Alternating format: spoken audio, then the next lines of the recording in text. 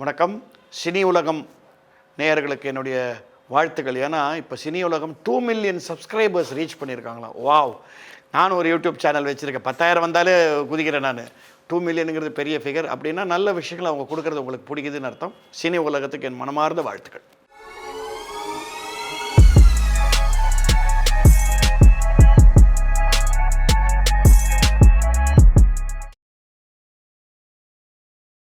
எங்க நகை வாங்கணும்? Saravana store super jewellery.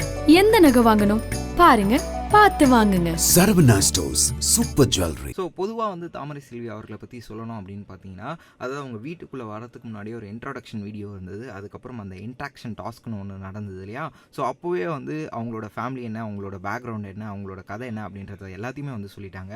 But அதை தாண்டி ஒரு சில விஷயங்கள் வந்து இருக்குது. என்ன அப்படின்னு பார்க்கும்போது அவங்களோட லவ் ஸ்டோரி ரொம்பவே சூப்பராக இருந்தது அப்படின்னு கூட வந்து சொல்லலாம். இவங்க வந்து மேடை நாடகங்கள்லாம் வந்து போடும்போது அப்போ தான் அவங்களோட ஹஸ்பண்ட் ஊருக்கு போயிட்டு வந்து மேடை நாடகம் வந்து போட்டிருக்காங்க.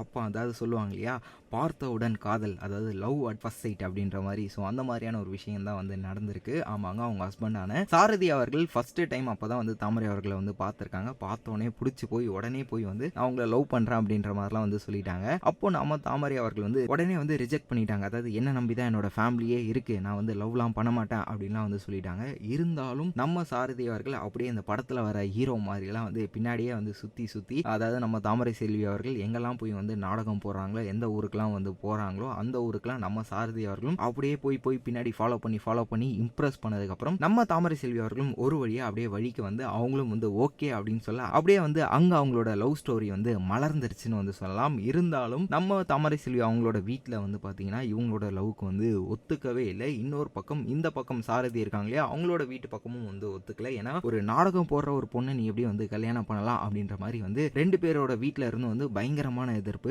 இருந்தாலும் இவங்க ரெண்டு பேரும் நீங்க தாமா இனிமே என்னோட லைஃப் அப்படின்ற மாதிரி அவங்க ரெண்டு பேரும் ஒத்து போய் அவங்க ரெண்டு பேரும் வந்து கல்யாணம் பண்ணிட்டு தனியாவே வந்துட்டாங்க. அவங்களுக்கு ஃபர்ஸ்ட் குழந்தை பிறந்ததுக்கு அப்புறம் தான் சாரதி அவங்களோட அம்மா, அதாவது நம்ம மாமியார் இருக்காங்க இல்லையா, தாமரை அவங்களோட மாமியார். ஸோ அவங்க வந்து பார்த்து அப்புறம் கன்வின்ஸ் ஆகி அவங்களே வந்து கூப்பிட்டு வந்து நம்ம தாமரை செல்வி அவர்களை நல்லபடியாக வந்து பார்த்துக்கிட்டாங்க. கிட்டத்தட்ட இவங்க தான்ப்பா, அதாவது மாமியார் மருமகள் தான் இப்படி தான்ப்பா இருக்கணும், சீரியல்ல வராங்க இல்லையா அந்த மாதிரிலாம் இருக்கக்கூடாது, இப்படி தான் இருக்கணும் அப்படின்ற மாதிரி ரெண்டு பேருமே ரொம்பவே ஒரு பெஸ்ட்டான ஒரு க்ளோஸ் ஃப்ரெண்ட்ஸாக இருந்தாங்க அப்படின்னு கூட வந்து சொல்லலாம். மாமியார் அவர்களும் வந்து சரி, தாமரை செல்வி அவர்களும் சரி, பல விஷயங்கள், அதாவது என்னோட மாமியார் எனக்காக என்னெல்லாம் பண்ணாங்க அப்படின்ற மாதிரி வந்து பல விஷயங்கள் பிக் பாஸ் வீட்டுக்குள்ள நம்ம தாமரை அவர்களே வந்து சொல்லியிருக்காங்க. அதே மாதிரி அவங்களோட மாமியார் அவர்களுமே வந்து தாமரை வந்து ரொம்பவே வந்து வெள்ளந்தி, ரொம்பவே வந்து பார்த்தீங்கன்னா வெகுளி அப்படின்னு தான் வந்து சொல்லணும். அவகிட்டே நீங்க போயிட்டு ஒரு விஷயத்த வந்து இப்படிதான் அப்படின்னு நீங்க பொய்யே சொன்னாலும் அது உண்மை அப்படின்னு வந்து நம்பிடுவா. அந்த அளவுக்கு ரொம்பவே வந்து வெள்ளந்தி. அது மட்டும் இல்லாம பயங்கரமான முருகரோட பக்தர். அதனால தான் அவ எப்பயுமே வந்து பட்டை போட்டுப்பா அப்படின்ற மாதிரி வந்து பல விஷயங்கள் வந்து ஷேர் பண்ணாங்க. தாமரை செல்வி அவர்களோட லைஃப் பொறுத்த வரைக்கும் இந்த மாதிரியான ஒரு ஜாலியான லைஃபாக தானே இருந்தது. அப்புறம் அவங்க வீட்டுக்குள்ளே வந்து